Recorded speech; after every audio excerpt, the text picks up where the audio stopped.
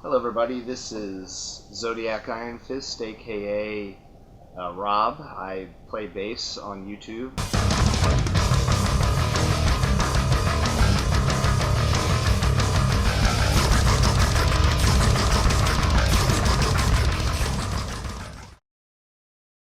Well, I started playing bass back in 1984, which was pretty much the big upswing in the hair metal movement, or the Los Angeles metal movement, coming on the backs of the the British wave of metal.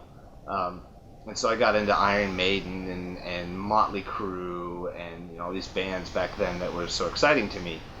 And not only did I enjoy the bands, but there was this local band that played with a bunch of junior high guys in my junior high.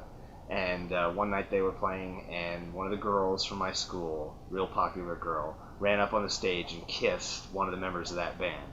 And I thought, oh, that's what I want to do. I want to be a musician. What are my influences?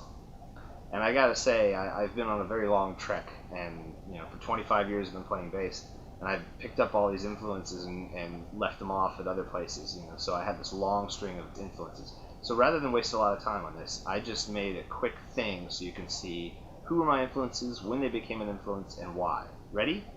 Go!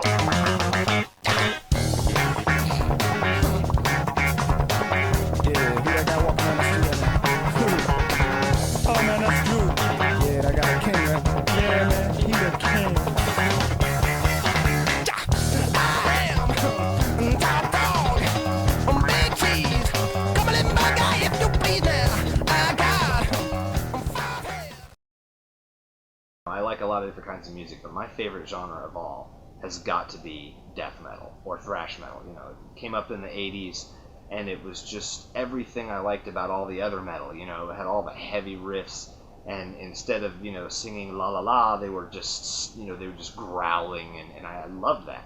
And I've been following it throughout all the years. And there's really nothing that brings up my power level as a person, my personal power level, as much as when I flick on a good death metal tune and just run along with it. It's great cathartic kind of music. Well, the why is interesting. My wife actually got me doing this. I was interested in playing guitar. I just got a guitar and I wanted to see how to play it. So I was watching these guitar players, and I stumbled across this guy named Marc Lecomte from France, and he was playing coroner songs. And I'm like, look at this guy with glasses who plays in France. He plays Coroner, one of the most awesome thrash bands, real technical of all time.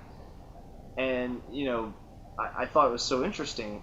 And then a couple days later, actually, I graduated. I got my PhD, and I was really tired and in a celebratory mood. So I picked up my guitar and I started playing.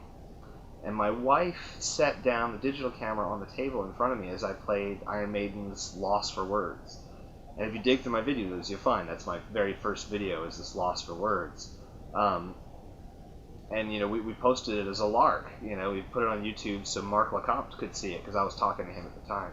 And then of course I wanted to show him that I could play bass, so I made another video. And the next thing you know, once I started playing bass, I got all these responses and all these people who wanted me to play more, and so I played more, and 2.5 years later, here I am still. And I guess that's interesting, because there's a psychological need that I have to play now and put a video on YouTube, and I think it comes from the fact that I miss playing with all the other musicians that I used to play with in my 20s. I became a scientist and I got married and stuff, so I don't have time for that. But I can play a song and put it on YouTube and still get an audience reaction, still get a response, and I guess that's what I, as a musician, have always loved, is just a response. So that's why I do it. How I do it is actually very, very primitive. I still haven't graduated beyond the digital camera my wife originally put in front of me.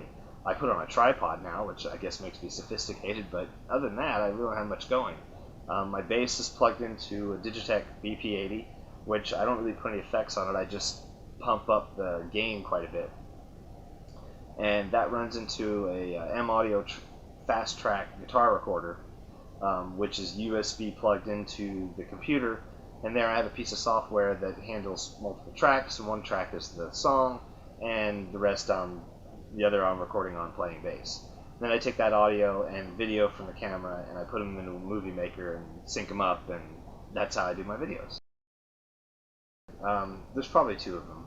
I'm really proud of my Schoolyard Bully video, and I'm really proud of my Vowel Song video.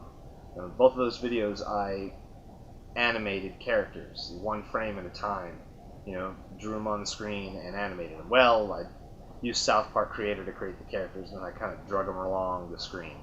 But it was really hard work, and to match that, I had all these originals that we wrote in the 90s that I played all the instruments on. So I did all the vocals, all the instruments, everything, and I did the animation. So those I'm really proud of, because I really made those from scratch.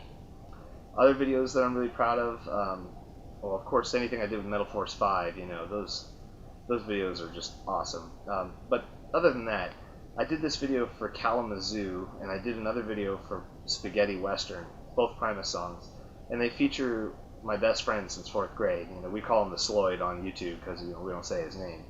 But he's just a goofball, and he goofs around in these videos and makes them interesting. The first one, he's holding up these crazy signs, and the next one, he's sitting on the couch next to me, and we're both acting like a couple of losers, which, strangely enough, is not really acting for us, if you can imagine. Well, living, I think it's pretty obvious that I would love to play with all the members of Metal Force 5 if we could ever get into a room together and play. I think that we'd actually sound a lot better because, we could react to each other's eye signals and things. And these guys, pound for pound, are the best musicians I've ever played with in my life, even though I technically haven't played with them. But anyway, dead musicians. Probably Johann Sebastian Bach. I enjoy listening to classical music, and Bach is just the most incredibly awesome harpsichord and keyboard player of all time. I mean, he was the Eddie Van Halen of his time. Forget the fact that he was dumpy. Forget the fact that he wore funky clothes. Forget the fact that he had this goofy wig. This guy could really rock. And I really ask all those, progressive musicians out there, listen to Johann Sebastian Bach, because that's definitely where all of our way of thinking got started. I have a lot of different hobbies. I like to draw, and I'll put up some pictures now.